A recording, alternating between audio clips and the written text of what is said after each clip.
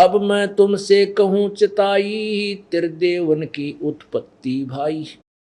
कुछ संक्षेप कहूँ गहुराई, सब संशय तुमरे मिट जाई। भरम गए जग वेद पुराना, आदि राम का भेद न जाना। वेदों और पुराणों में कंप्लीट ज्ञान नहीं है, इन्हीं में उलझ पुलझ रह करके अपनी अटकल से ज्ञान गुण बना करके हम यहीं काल के जाल में फंसे रहे। भरम गए जग वेद पुराना, आदि राम का भेद न जाना। राम राम सब जगत बखाने, आदि राम को कोई बिरलाए जाने। आदि राम माने परम अक्षर ब्रह्म सत्य पुरुष को। ज्ञानी सुने सो हृदय लगाई, मूर्ख सुने तो गम ना पाई। कि जो सृष्टि रचना और ब्रह्मा विष्णु महेश के विषय में मैं ज्ञान देने जा रहा हूँ, बुद्धिमान लोग तो इसको सहर स्वीकार करेंगे, और मूर्ख वो नहीं सुना करते, वो तो लकीर के फकीर होते हैं। ज्ञानी सुने सो हृदय लगाई, मूर्ख सुने तो गम ना पाई।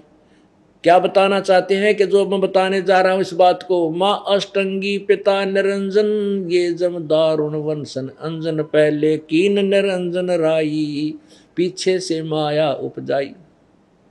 कि ब्रह्मा विष्णु महेश के माँ अष्टंगी दुर्गा है और पिता ज्योति निरंजन काल है। माया रूप देख अति शोभा, देव निरंजन तन मन लोभा। काम देव धर्मराय सताए, देवी को तुरंत धर खाए। पेट से देवी करी पुकारा, हे साहेब मेरा करो उभारा। टेर सुनी तब हम ता आए, अष्टंगी को बंद छुड़वाए। सतलोक में की ना दुराचारी, काल निरंजन दी ननकारी। माया समेत दिया भगाई, 16 संख कोस दूरी पर आई। अष्टंगी और काल अब दोई, मंद कर्म से गए बिगोई। धर्मराय को हिकमत की ना, नख रेखा से भग कर लीना। धर्मराय की ने भोग विलासा, माया को रही तब आशा। 3 पुत्र अष्टंगी जाए, ब्रह्मा विष्णु शिव नाम धराए। ओए होए, परमात्मा ने 600 वर्ष पहले ये वाणी कही थी कि इस दुर्गा के और काल निरंजन के संयोग से दुर्गा के गर्भ से ब्रह्मा विष्णु महेश उत्पन्न हुए। 3 पुत्र इसने जन्मे और इनका ब्रह्मा और विष्णु शिव नाम धरा गया। तो उस समय कबीर जी को मूर्ख कहा करते, पागल है, झूठा है, कपटी है, इसलिए उन नकली गुरुओं का दाव लगा, क्योंकि हम अशिक्षित थे। अब हम सभी शिक्षित हो गए हैं, सदग्रंथ अपने पास हैं। अब ये अज्ञान की गुत्थी कति सुलझ जाएगी और ज्ञान प्रकाश हो जाएगा। 3 देव और अवतारा, ताको भजे सकल संसारा। 3 गुणों का ये विस्तारा, धर्मदास मैं कहूँ पुकारा। गुण तीनों की भक्ति में ये भूल पड़ो संसारे। कह कबीर निज नाम बिना, कैसे उतरो पार। गुण तीनों की भक्ति में, रजगुण ब्रह्मा, सतगुण विष्णु, तमगुण शिव जी की साधना में, भक्ति में ये सब उलझे हुए हैं। और जब तक आपको तत्व ज्ञान नहीं मिलेगा तुम पार कैसे होगे। तीनों गुण रजगुण ब्रह्मा, सतगुण विष्णु, तमगुण शिव जी पूजा के योग नहीं है, ये कल स्पष्ट करेंगे श्रीमद् भगवत गीता से। बोलो सतगुरुदेव की। कर जोरूं विनती करूं, धरूं चरण पर शीश। गुरु जी राम देवानंद जी महाराज ने दियो नाम बख्शीश। कोटि कोटि सिजदा करूं, कोटि कोटि प्रणाम। चरण कमल में राखियो मैं, बंदी जाम गुलाम।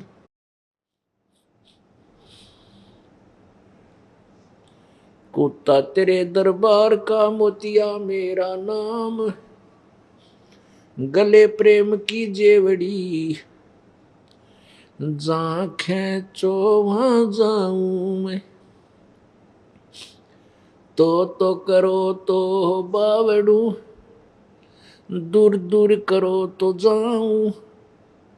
जो राखो तो ही रहूं, जो देवो सो खाऊं। गुरु बिन माला फेरते, गुरु बिन देते दान, गुरु बिन दोनों निष्फल हैं, चाहे पूछो वेद पुराण।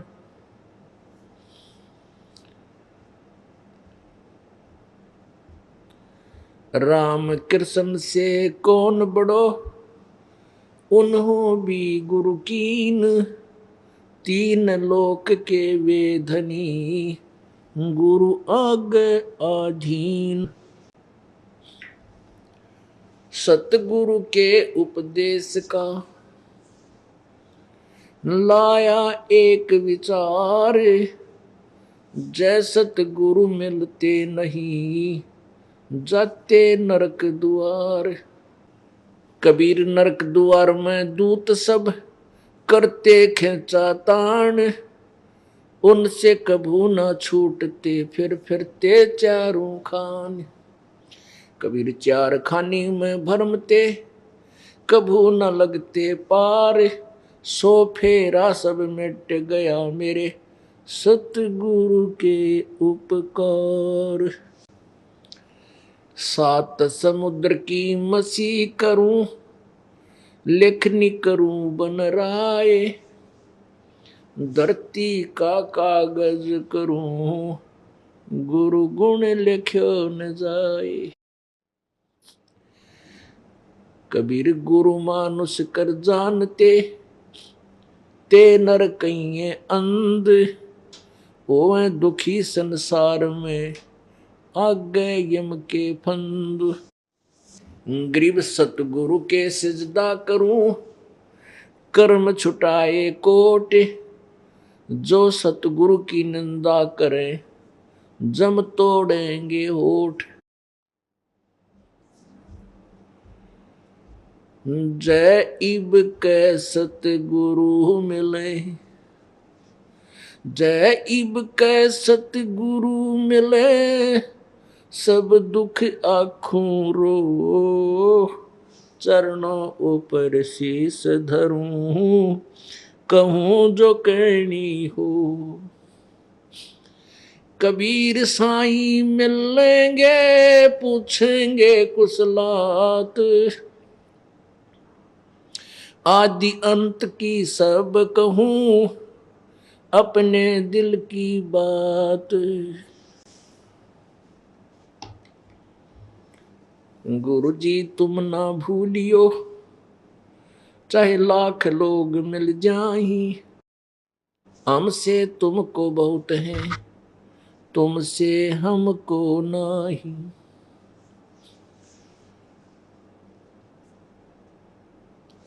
अब गुण किए तो बहुत किए, करत न मानी आरे, भावे बंदा बख्श दियो, भावे गर्दन तार। अब गुण मेरे बाप जी बख्शो गरीब नवाज, जो मैं पूत कपूत हूँ बहुर पिता को लाज।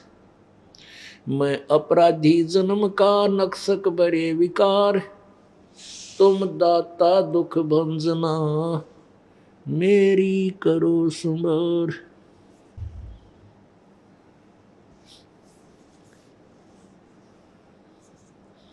परमपिता परमात्मा बंदी छोड़ कबीर परमेश्वर जी, ये परम अक्षर ब्रह्म है, सारी सृष्टि के रचनहार हैं। उस परमेश्वर ने स्वयं आकर के अपने द्वारा रची हुई सृष्टि को यथार्थ रूप से दर्शाया और बताया।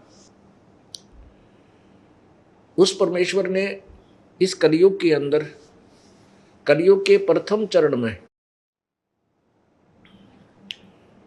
सन 1398 से सन 1518 तक 120 वर्ष तक इस पृथ्वी पर एक लीला की बालक रूप धारण किया।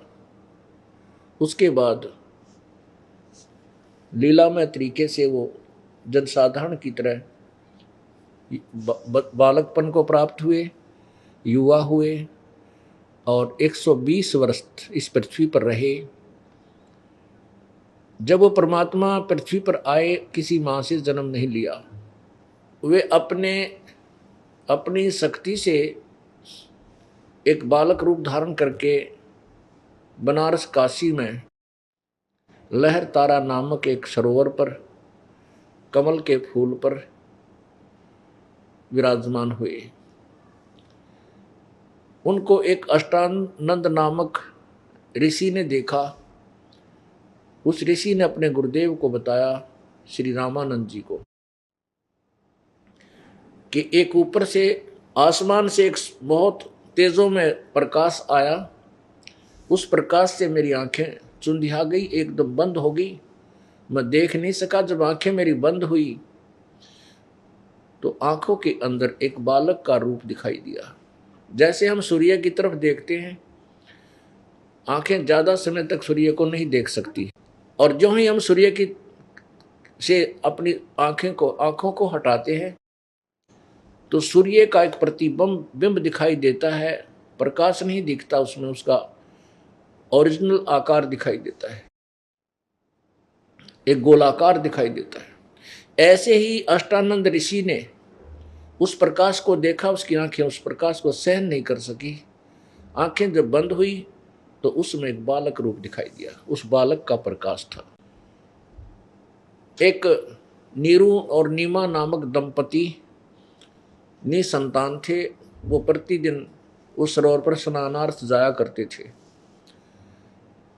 उस बालक परमेश्वर को वो दोनों ले आए थे और उनके घर पर परमात्मा ने लीला की थी।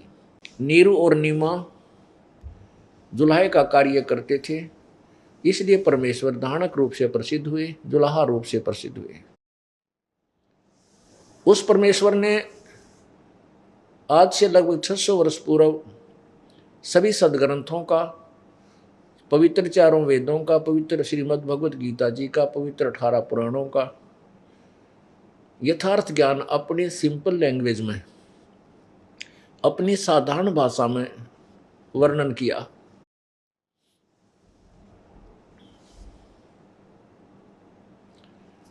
और जो आज आपके समक्ष सत्य सिद्ध हो रहा है। परमेश्वर कबीर जी ने अपनी महिमा आप ही बताते हुए कहा था, वेद हमारा भेद है, मैं ना वेदन के माही, और जौन वेद से मैं मिलूं वो वेद जानते नाही। परमात्मा ने, कबीर परमेश्वर ने कहा था कि चारों पवित्र वेद मेरी ही महिमा का गुणगान करते हैं, मेरे ही विषय में जानकारी दे रहे हैं, परंतु मैं वेदों में वर्णित विधि से प्राप्त नहीं हो सकता, क्योंकि चारों पवित्र वेदों का सारांश श्रीमद् भगवत गीता जी है। और इन चारों वेदों में और पवित्र श्रीमद् भगवत गीता जी में गीता ज्ञानदाता और वेद ज्ञानदाता ब्रह्म अर्थात ज्योति निरंजन काल कह रहा है कि मेरा एक ओम नाम है, उसका अंतिम श्वास तक जो जाप करता है वह मेरे से मिलने वाले लाभ को प्राप्त होता है, लेकिन भगवान प्राप्ति नहीं होती। पवित्र गीता जी अध्याय नंबर 8 के श्लोक नंबर 13 में कहा है, ओम इति एक अक्षरम ब्रह्म व्यवहारन माम अनुसमरण। माम ब्रह्म, मुझ ब्रह्म का केवल एक ओम अक्षर है, जो इसका उच्चारण करके श्रवण करता हुआ शरीर त्याग कर जाता है, वह मेरे वाली परम गति को प्राप्त होता है। ओम इति एकाक्षरम ब्रह्म व्यवहारन माम अनुसमरण, ये पर्याति तजम देहम स याति परमाम गतिम। फिर उस पूर्ण परमात्मा की, कबीर परमेश्वर के विषय में पूर्ण परमात्मा की प्राप्ति का जो मंत्र है उसके विषय में पवित्र गीता जी अध्याय नंबर 17 के श्लोक 23 में कहा कि ओम तत्सत इति निर्देश ब्रह्मण त्रिविध समर्थ है। ओम तत्सत, ये 3 मंत्र का जाप पूर्ण परमात्मा की भक्ति का निर्देश है। ये उसी का उच्चारण, उसका जाप कहा गया, उसका समरण बताया है। इसमें ओम मंत्र ब्रह्म का है, और तत् सत ये दोनों सांकेतिक गुप्त मंत्र हैं। इसके विषय में गीता जी अध्याय नंबर 4 के श्लोक 34 में कहा है कि कोई तत्वदर्शी संत बताओगा उस परम पिता के बारे में यथार्थ ज्ञान और भक्ति विधि। श्रीमद् भगवत गीता जी अध्याय नंबर 4 के श्लोक 25 से और 29-30 तक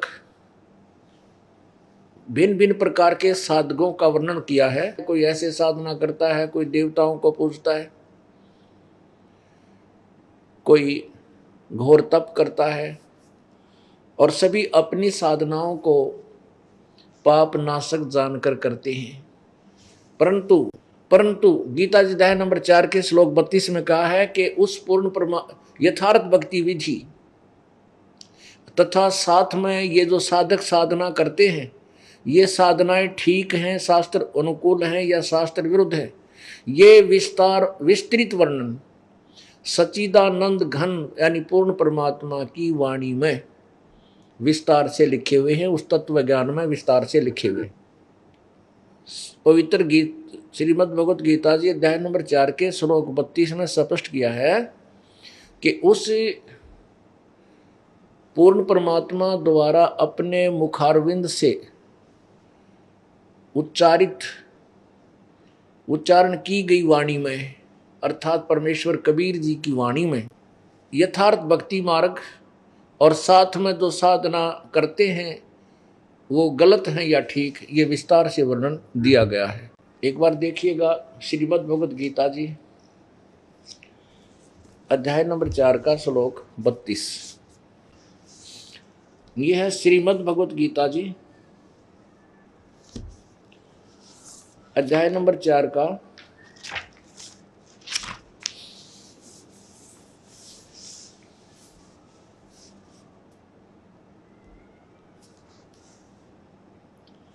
और श्लोक नंबर 32 है ये। इसमें क्या कहा कि एवं बहुविधा यज्ञा वितता ब्रह्मण मुखे, ये ब्रह्मण मुखे कर्मजान विधि तान सर्वान एवं ज्ञातवा विमोक्षसे। इस प्रकार और भी बहुत से तरह के यज्ञ, यानी पहले जो यज्ञ वर्णन किए हैं कि कोई ऐसा करता है, कोई ऐसी साधना करता है, ये देखिएगा 25 से अध्याय नंबर 4 का श्लोक 25। अपने माने बहुत से, वैसे दूसरे को, या बहुत से योगीजन देवताओं के पूजन रूप यज्ञ का, यानी कुछ तो देवता पूजन बड़ी भांति अनुष्ठान करते हैं, और दूसरे परब्रह्म परमात्मा ब्रह्माग्नि यानी ब्रह्माग्नो यानी ब्रह्म के लिए अपने शरीर को गाड़ देते हैं, साधना में फूंक देते हैं ब्रह्माग्नि रूप में। यज्ञ के द्वारा ही आत्म रूप यज्ञ का हवन किया करते हैं। देखो 26 में, और अन्य योगीजन श्रोत्र आदि समस्त इंद्रियों को संयम रूप अग्नि में हवन किया करते हैं, यानी कुछ संयम में लगे रहते हैं। दूसरे योगीजन शब्द आदि समस्त इंद्रियों के को इंद्रिय रूप अग्नि में हवन किया करते हैं। 27 में, दूसरे योगीजन इंद्रियों की संपूर्ण क्रियाओं और प्राणों की समस्त क्रियाओं को ज्ञान से प्रकाशित आत्म संयम रूप योग में हवन किया करते हैं। और कई अपरे माने कई पुरुष द्रव्य यज्ञ, यानी केवल जो धन से होने वाले धार्मिक अनुष्ठान हैं उनको द्रव्य संबंधी यज्ञ करने वाले, कई पुरुष द्रव्य संबंधी यज्ञ करने वाले हैं, कितने ही तपस्या रूप यज्ञ करने वाले। कुछ तपस्या करें, कुछ धर्म से, कितने गौशाला बनवा दी, कितने धर्मशाला, कितने प्याव खुलवा दी, कितने भंडारे करवा दिए, कितने इस तरह की साधनाएं करते हैं, कुछ तपस्या करते हैं। और दूसरे योगीजन योग रूप या केवल योग ही करते रहते हैं, तथा दूसरे कितने ही योग रूप यज्ञ करने वाले हैं, और कितने ही अहिंसा आदि तीक्ष्ण व्रतों से युक्त यतनशील पुरुष स्वाध्याय रूपी यज्ञ ज्ञान यज्ञ करने वाले हैं। कुछ तो अहिंसा रूपी यज्ञ करते हैं, अनुष्ठान करते हैं। जैसे आपने देखे होंगे मुंह पट्टी बांध कर जैनी नंगे पैर मुंह पर पट्टी बांध के वो कहते हैं हम जीव हिंसा नहीं करते, इस अहिंसावादी होकर ही परमात्मा प्राप्ति करेंगे, ये हमारी साधना है। अब 30 में कहा है, 29 और 30 में स्पष्ट किया है कि दूसरे कितने ही योगीजन अपान वायु में प्राणवायु को यानी श्वास उश्वास पान यानी प्राणायाम ही करते हैं और कुछ प्राणवायु में अपान वायु को, अन्य नियमित आहार यानी कुछ अल्पाहार करके ही सोचते हैं हम मोक्ष हो जाएंगे, व्रत आदि करके। प्राणायाम प्राण पुरुष अर्थात कुछ प्राणायाम ही करते रहते हैं, अपान की गति को रोककर प्राणों में ही हवन किया करते हैं। वे सभी साधक यज्ञों द्वारा पाप को नाश करने वाले, यज्ञों को जानने वाले होते हैं। इसका वास्तविक अर्थ ये है कि कोई तो मुंह पर पट्टी बांध के पैरा तनंगे होकर और चलते फिरते हैं, जीव हिंसा ना करके। हम जीव हिंसा नहीं करते, इसलिए हमारी साधना पाप नाशक है, मोक्षदायक है। कुछ घोर तपस्या करते हैं, कोई धार्मिक भंडारे यानी द्रव्य धन आदि का दान करके ही उसको मानते हैं कि हमारी साधना पापनाशक और मोक्षदायक है। अब इसका निर्णय, ये 30 तक आपने सुना, अब 32 में इसका निर्णय दिया है कि ये साधना जो ऐसे ऐसे व्यक्ति करते हैं, साधक करते हैं, तथा इसके अतिरिक्त और भी बहुत से विस्तार से उस परमेश्वर की वाणी में, सच्चिदानंद घन परमेश्वर यानी पूर्ण परमात्मा की वाणी में विस्तार से कहे गए हैं, उस तत्व ज्ञान में विस्तार से कहे गए हैं, उनको सुनो। किससे सुनो? चौथे अध्याय के 34वें श्लोक में कहा कि उस तत्व ज्ञान को जो परमात्मा की, परमेश्वर की वाणी में लिखा हुआ है, उस तत्व ज्ञान को किसी तत्वदर्शी संतों के पास जाकर समझो। अब देखो 32 अध्याय 4 का श्लोक 32। एवं इस प्रकार बहुत तरह के यज्ञ वेद की वाणी लिख दी इन्होंने। ये ब्रह्मण, ब्रह्मण का अर्थ होता है पूर्ण परमात्मा। इवन को ज्ञान तो था नहीं, ब्रह्मण का अर्थ वेद कर दिया। मुखे माने वाणी, मुखे माने वाणी होगी क्योंकि मुख से उच्चारण किया हुआ जो ज्ञान परमेश्वर का। और ब्रह्मण माने क्या है, ये निष्कर्ष करते हैं, पहले निर्णय करते हैं इन्हीं के द्वारा। जहां पर इनकी बुद्धि स्लिप नहीं करती वहां तो ये ठीक अर्थ कर देते हैं, और जहां इनकी बुद्धि स्लिप कर जाती है, इनको ज्ञान ही नहीं कि यहाँ किसके बारे में कहा गया है, ये सच्चिदानंद घन की वाणी कौन सी है, ये देखो, तो वहां ये गलत कर जाते हैं। अध्याय नंबर 17 श्लोक नंबर 23 में ओम तत्सत इति निर्देश ब्रह्मण तिर्विध समर्थ ब्राह्मणा तेन वेदा च यज्ञा च विहिता पुरा। अब ये ब्रह्मण शब्द है, ब्रह्मण, इसका क्या अर्थ किया है इन्होंने? ओम तत्सत, ऐसे यह 3 प्रकार का। ब्रह्मण माने सच्चिदानंद घन ब्रह्म यानी परमेश्वर, सच्चिदानंद घन ब्रह्म का नाम कहा है। ये ब्रह्मण का अर्थ सच्चिदानंद घन ब्रह्म यानी पूर्ण परमात्मा, परम अक्षर ब्रह्म की तरफ संकेत है, ये ब्रह्मण है। और यहां इन्होंने ब्रह्मण का अर्थ कर दिया वेद। अरे तेरा गजब हो यो, ब्रह्मण माने यहां लिख दिया हम सच्चिदानंद घन ब्रह्म की वाणी में, यानी सच्चिदानंद घन कौन है? पूर्ण परमात्मा, पूर्ण परमेश्वर। उस पूर्ण परमेश्वर की वाणी में अर्थात तत्व ज्ञान में विस्तार से कहा गया है। देखिएगा, अब ये स्पष्ट हुआ कि ब्रह्मण माने वेद नहीं है, क्योंकि ब्रह्म, ये ब्रह्म का अर्थ वेद कर देते हैं ज्ञानता से। नहीं, ब्रह्म माने प्रभु, और ब्रह्म का अर्थ वेद नहीं हो सकता। जैसे राजा का अर्थ संविधान नहीं हो सकता, वेद तो भगवान का विधान है, वेदों में तो वाणी है, वो परमात्मा का विधान है। वेद जो है परमात्मा का संविधान समझो, और ब्रह्म परमात्मा का नाम है। तो ब्रह्म का अर्थ वेद नहीं हो सकता, राजा का अर्थ संविधान नहीं किया जा सकता, कोई अनाड़ी कर सकता जिसको ज्ञान कति नहीं। यहां देखना अध्याय नंबर 4 का श्लोक नंबर 32 है। इस प्रकार और भी बहुत तरह के यज्ञ, इस प्रकार जो पहले हुए भी उस तत्वज्ञान में लिखे हैं वो ठीक है या गलत है, उनकी निर्णय दिया है। और बहुत तरह के यज्ञ वेद की वाणी नहीं, सच्चिदानंद घन ब्रह्म यानी परम अक्षर ब्रह्म की वाणी में, परमेश्वर की वाणी में विस्तार से कहे गए हैं। और वो कर्म जान उनको उनको, उन सब को कर्म जान यानी कर्मों से, क्रियाओं से, मन, इंद्रिय और शारीरिक क्रियाओं द्वारा संपन्न होने वाले जान, इस प्रकार तत्व से जानकर उनके अनुष्ठान द्वारा तू कर्म बंधन से सर्वथा मुक्त हो जाएगा, यानी पूर्ण मोक्ष हो जाएगा। पुण्यात्माओं, ये सदग्रंथ परमेश्वर की महिमा का यथार्थ ज्ञान दे रहे हैं।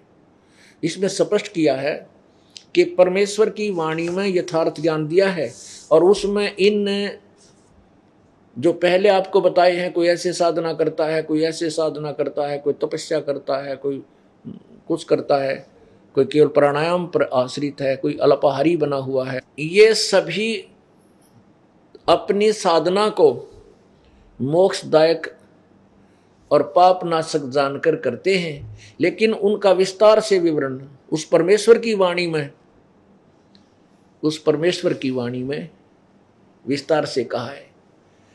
अब वो परमेश्वर की वाणी वो कौन सी है, अभी आपको दिखाते हैं, जिसका समर्थन चारों वेद भी करते हैं। परमात्मा की वाणी, परमात्मा ने कहा था, वेद मेरा भेद है, मैं ना मिलो वेदन के माही, और जौन वेद से मैं मिलूं वो वेद जानते नहीं। अब वेद परमात्मा कबीर जी का भेद है। अब जैसे आपको बताया कि परमेश्वर कबीर जी सन 1398 में एक नवजात शिशु का रूप धारण करके कमल के फूल पर विराजमान हुए। वहां से नीरू और नीमा नाम के मुसलमान जुलाहा दंपति उनको घर ले गया। 25 दिन तक परमेश्वर कबीर जी ने कोई आहार नहीं किया, और स्वस्थ ऐसे थे जैसे बच्चा प्रतिदिन किलो दूध पीता हो। लेकिन माता पिता को चिंता हुई कि यह बालक मरेगा, क्योंकि कुछ खा पी नहीं रहा। नीरू नीमा पहले हिंदू थे, ब्राह्मण थे, मुसलमानों ने उनको जबरदस्त मुसलमान बना दिया था। फिर भी उनकी आस्था भगवान शिव से नहीं हटी थी, क्योंकि वो भगवान शिव के पुजारी थे। एक दिन भगवान शिव जी एक ब्राह्मण रूप, ऋषि रूप बना करके नीरू नीमा के घर पर पधारे, पहुंच गए, और उनसे पूछा कि माई तू क्यों रो रही है। नीमा ने अपनी सारी कहानी बताई कि हमारे कोई संतान नहीं थी, और हमारे भगवान शिव जी ने मुझ पर कृपा की है, एक बच्चा मिला कमल के फूल पर। अब ये वो कुछ आहार नहीं कर रहा, ये बच्चा मरेगा और साथ में मैं भी मृत्यु को प्राप्त हो जाऊंगी, मैं नहीं जी सकती। अब इस विषय को ज़्यादा ना बढ़ाकर, क्योंकि हमारा आज उद्देश्य जो है कुछ और है, जो समझाने का, ये एक भूमिका बना रहे हैं उस परमेश्वर को परमेश्वर सिद्ध करने के लिए। तो कबीर परमात्मा को बच्चे रूप से उठा करके नीमा ने एक ब्राह्मण रूप में विराजमान भगवान शिव जी को ऐसे थमाना चाहा, उसके चरणों में डालना चाहा, ऋषि जी के चरणों में डालना चाहा। तो ऐसे यूं बच्चा, ऋषि उस शिव जी के चरणों की तरफ उसने रखा, बच्चा वहां से हाथों से उठकर और 3 फुट की ऊंचाई पर अपने आप हवा में ऐसे स्थिर हो गई।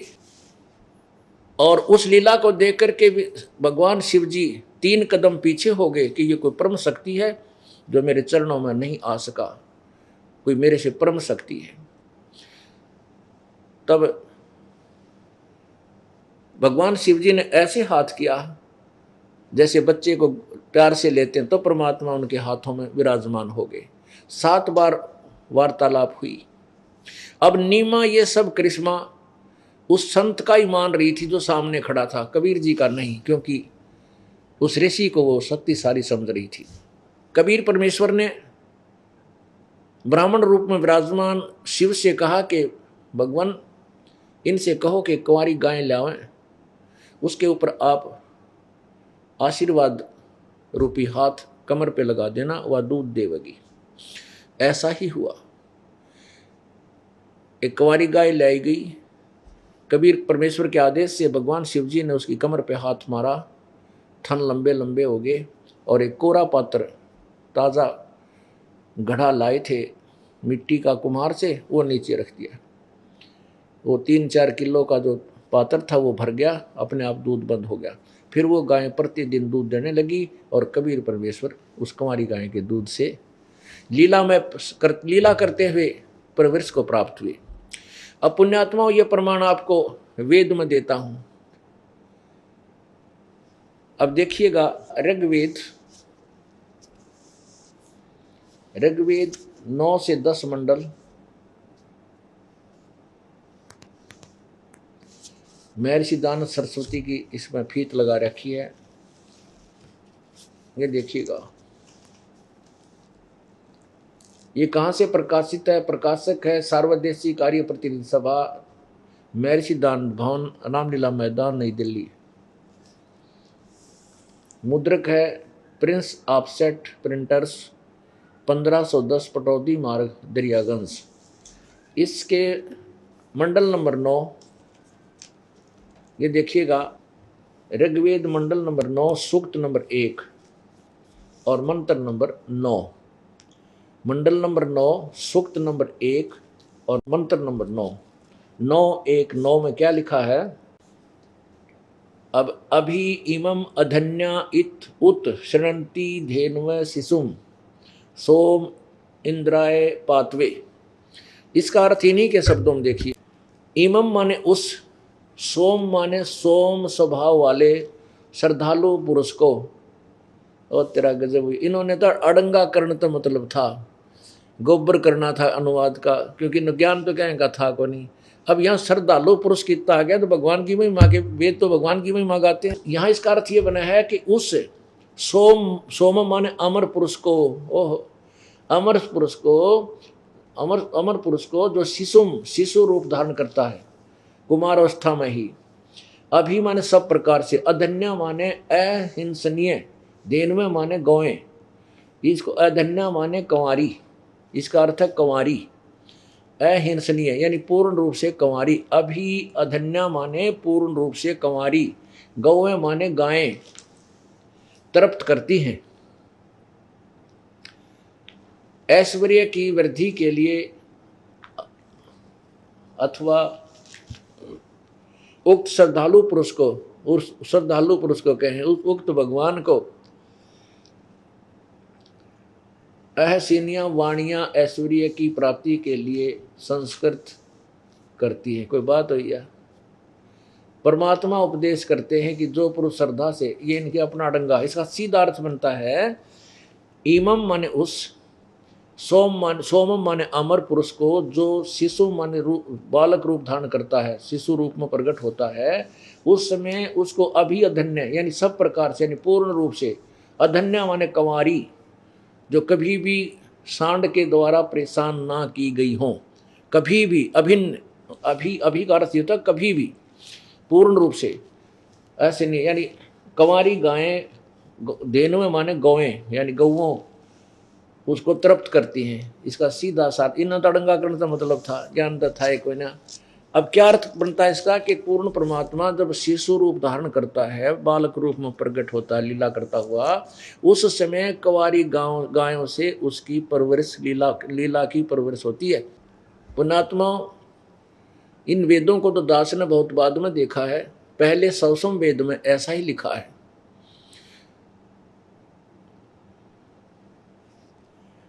और आज इन वो साधारण वाणी में ऐसा लिखा था, परमेश्वर की वाणी में, आज इन वेदों ने उसका समर्थन कर दिया।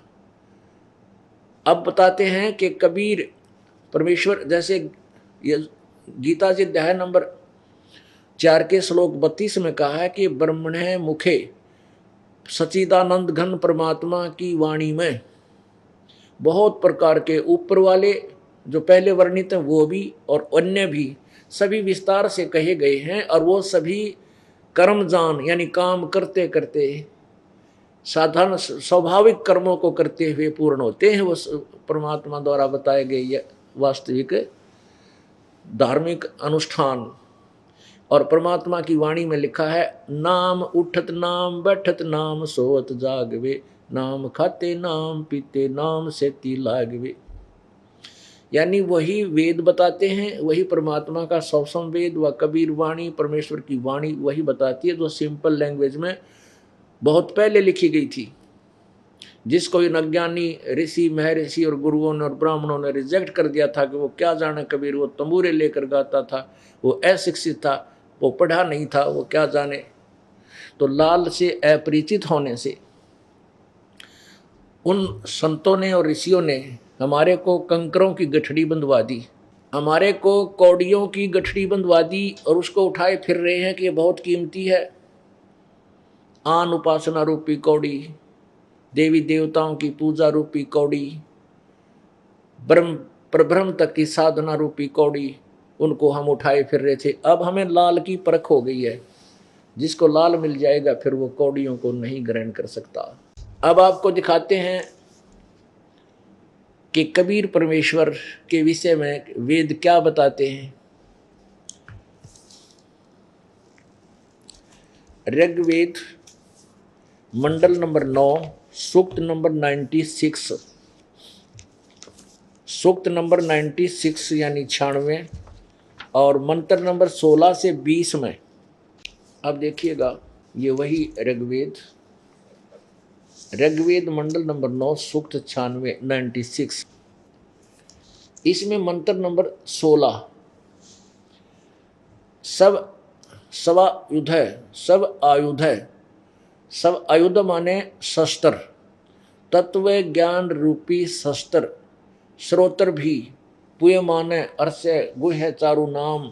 ये क्या बताते हैं? हे परमात्मन, इन्हीं के शब्दों में पढ़िए जो अनुवादकर्ताओं ने क्या किया है।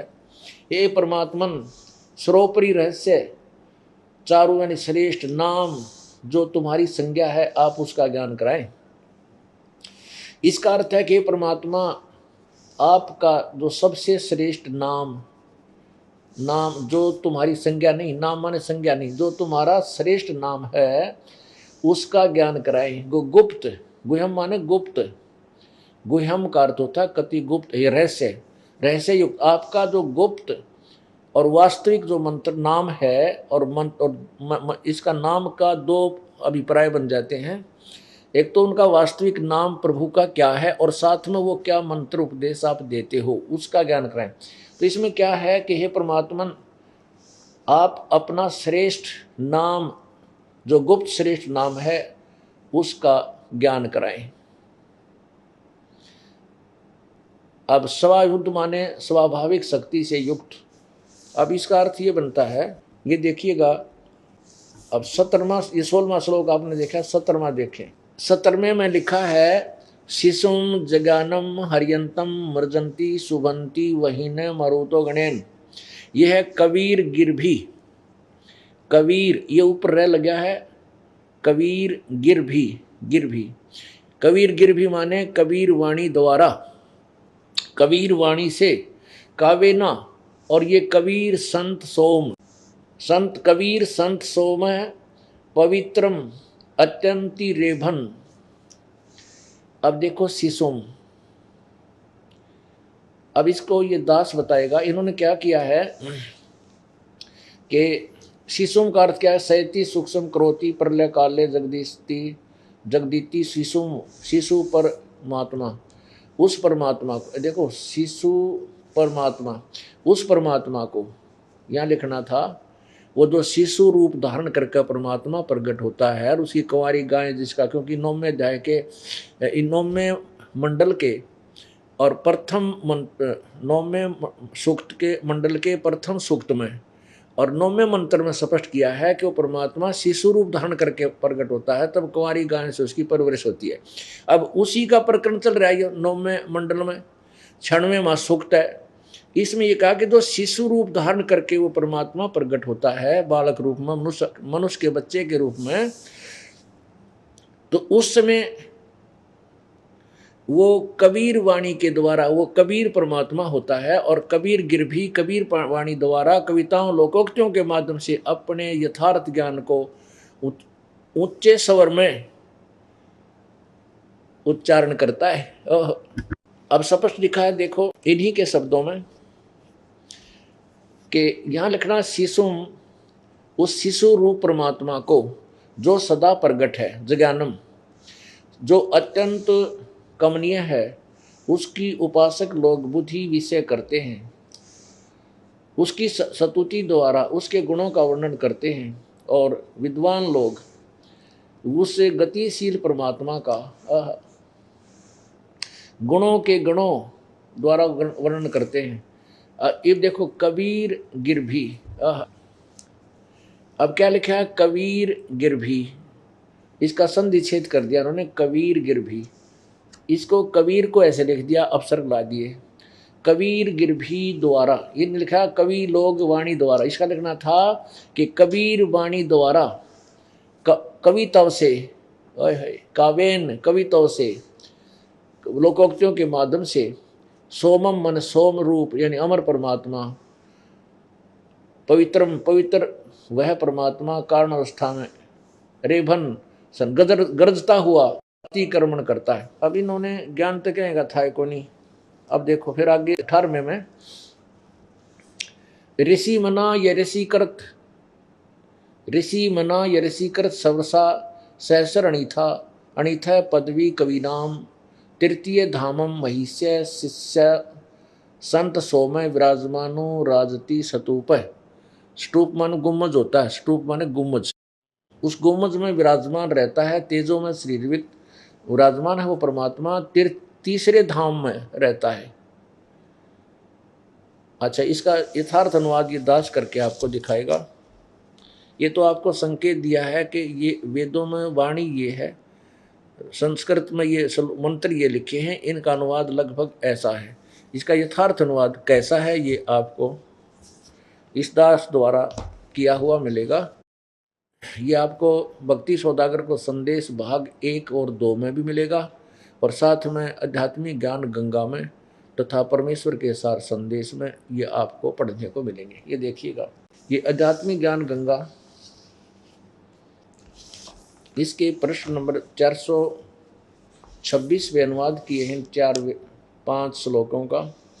पूर्ण परमात्मा अपने वास्तविक ज्ञान को स्वयं ही ठीक ठीक बताता है।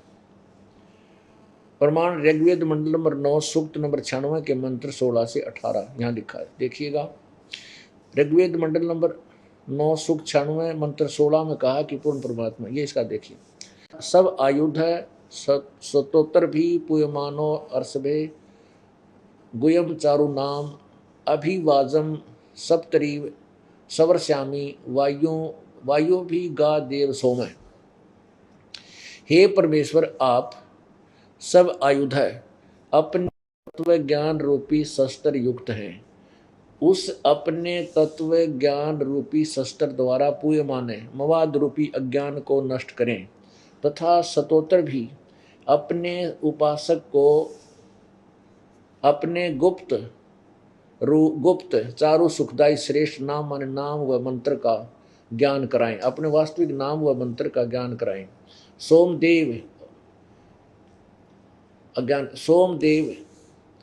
परमेश्वर, आपके तत्व ज्ञान की, गा माने लोकोक्ति गान की, सर्वश्यामी कानों को अति प्रिय लगने वाली विश्रुति प्राण तथा जीवन दायिनी शुद्ध देसी घी जैसी और घोड़े जैसी तीव्रगामी तथा बलशाली, और अर्थात आपके द्वारा दिया गया तत्व ज्ञान जो कविताओं लोकोक्तियों में है वह मोक्षदायक है, उस अपने यथार्थ ज्ञान व वास्तविक अपने नाम का ज्ञान कराएं। अब देखना, अब 70वें का में क्या लिखा है, शिशु जज्ञानम हरियतम मर्जंती सुबंती वहीन मरुत गणेन कबीर गिरभी कावेना कबीर संसोम पवित्रम अत्यंत रेभन। सर्व सृष्टि रचनहार हरे शिशु सर्व कष्ट हरण पूर्ण परमात्मा मनुष्य के विलक्षण बच्चे के रूप में जज्ञानम जानबूझकर प्रकट होता है, तथा अपने तत्व ज्ञान को तम माने उसमें मर्जंती निर्मलता के साथ शोभंती उच्चारण करता है। वहीं प्रभु प्राप्ति की लगी विरह की अग्नि वाले मरुत माने भक्त, गणेन माने समूह के लिए, कावेना कविताओं द्वारा कविताओं से, पवित्रम अति एति अत्यधिक निर्मलता के साथ कबीर गिरभी, इसको हमने कबीर गिरभी को ऐसे लिख दिया, र के नीचे हलंत लगा दी, कबीर गिरभी, क्योंकि इसके ऊपर छोटा र लगा रखा है। ये कबीर गिरभी, ये छोटा र लगा है, ऊपर भी छोटा, कबीर गिरभी, तो हमने कबीर को ऐसे लिख दिया और गिरभी। कबीर वाणी, कबीर माने कबीर और गिरभी माने वाणी। कबीर वाणी अर्थात कबीर वाणी द्वारा रेभन माने ऊंचे स्वर से संबोधन करके बोलता है हुआ बोलता हुआ वर्णन करता है कबीर संत सोम, वह अमर पुरुष अर्थात सतपुरुष ही संत अर्थात ऋषि रूप में स्वयं कबीर देव ही होता है। परंतु उस परमात्मा को न पहचान कर कवि कहने लग जाते हैं, परंतु वह पूर्ण परमात्मा ही होता है। उसका वास्तविक नाम कबीर देव है। इसका क्या स्पष्ट शब्द ये अर्थ ये होता है कि वो कबीर परमात्मा, वो पूर्ण परमात्मा जब शिशु रूप धारण करके प्रकट होता है तो जानबूझकर प्रकट होता है, क्योंकि विशेष उद्देश्य के लिए आता है।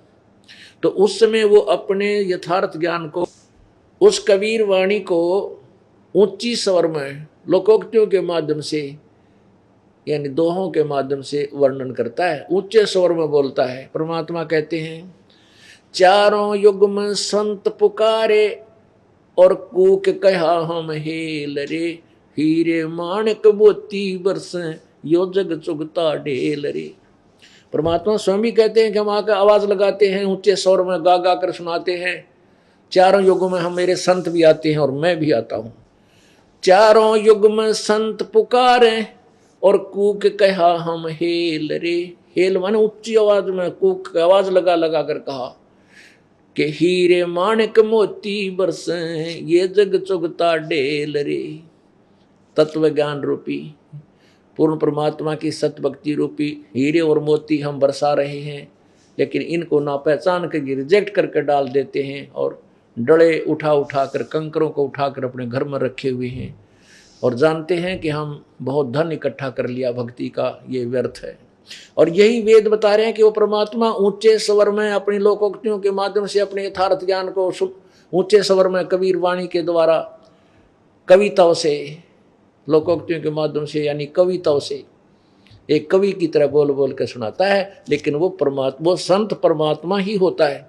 वो संत रूप में प्रकट, संत कहो, ऋषि कहो, ब्राह्मण कहो, गुरु कहो, यानी यदि इनकी सही यथार्थ परिभाषा जाने तो ऋषि और संत और गुरु और ब्राह्मण वो होता जो यथार्थ ज्ञान से परिचित है। बाकी ये नकली भी उसी उपमा से सुशोभित है, उसी उपाधि से सुशोभित है। अब क्या बताया है कि वो संत रूप में प्रकट परमात्मा अमर पुरुष होता है, वो पूर्ण परमात्मा होता है जो ऐसी वाणी बोलता है। आगे लिखा है 18वें मंत्र में कि उस ऋषिकृत, उस संत रूप में या ऋषि रूप में प्रकट, क्योंकि परमात्मा 4 युग में आते हैं। सतयुग त्रेता द्वापर तक संतों को ऋषि कहा जाता था और कलयुग में अब इन्हें संत कहने लगे।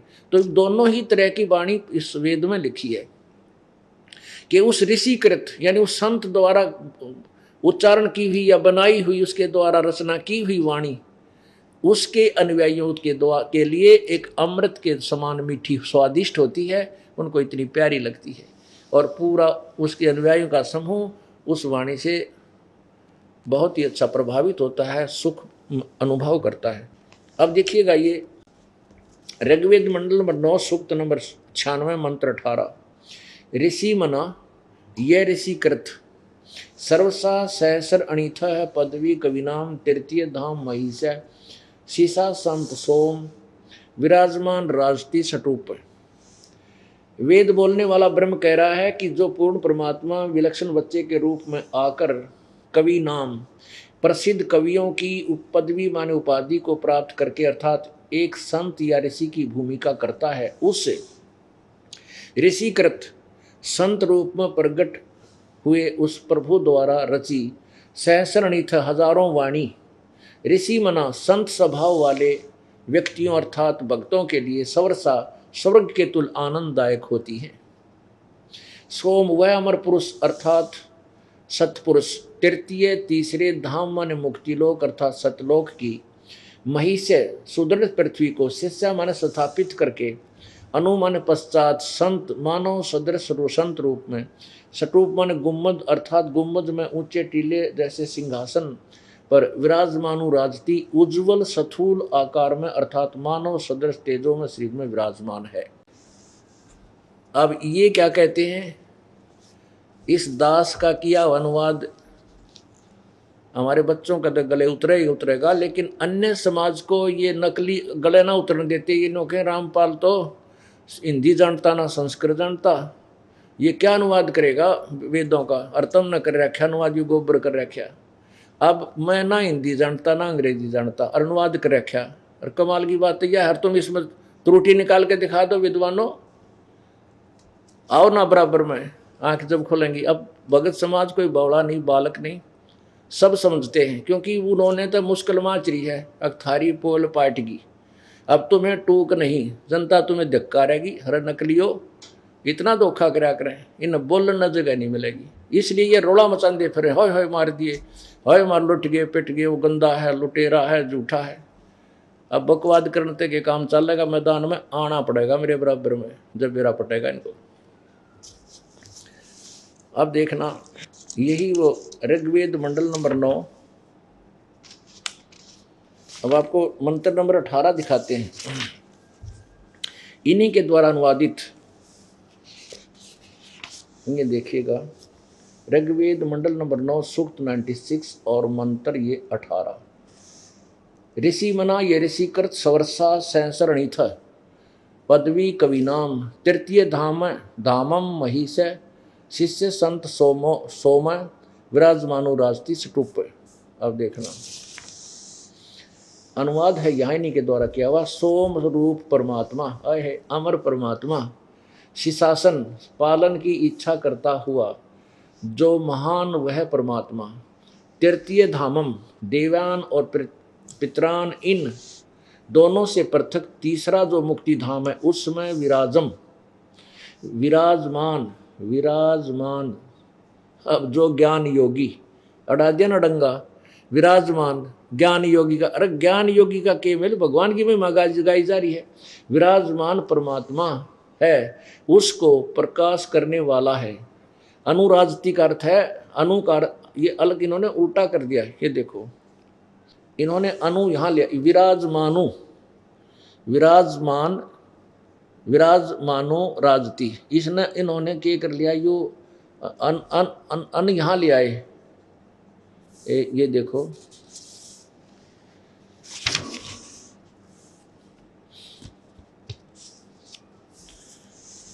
अब इनका इन्होंने क्या किया है कि जैसे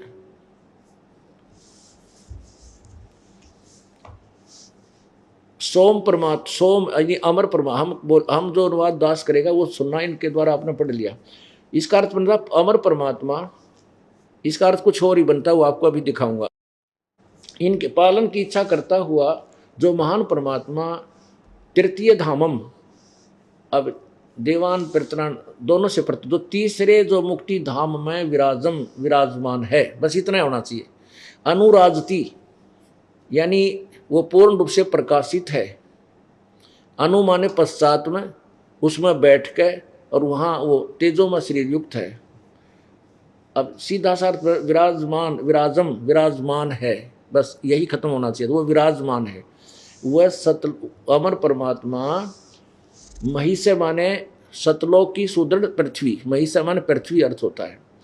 और वो तीसरा धाम बना करके उसको स्थापित करके उसमें विराजमान होता है। तो इनकी ही दृष्टिकोण से वो परमात्मा जो है तीसरे मुक्ति धाम में विराजमान जो ज्ञान योगी है, यानी कोई ज्ञान योगी उस तीसरे मुक्ति धाम में विराजमान है। अरे महिमा भगवान की गान लाग रहे हैं, और ये योगी बना दिया उसका। योगी कोई शब्द नहीं इसके अंदर, परमात्मा की महिमा गाई जा रही है, परमात्मा के विषय में जानकारी दी जा रही है, परमात्मा पर ही सारा कुछ ये केंद्रित होना चाहिए, ना कि कोई और अन्य विषय।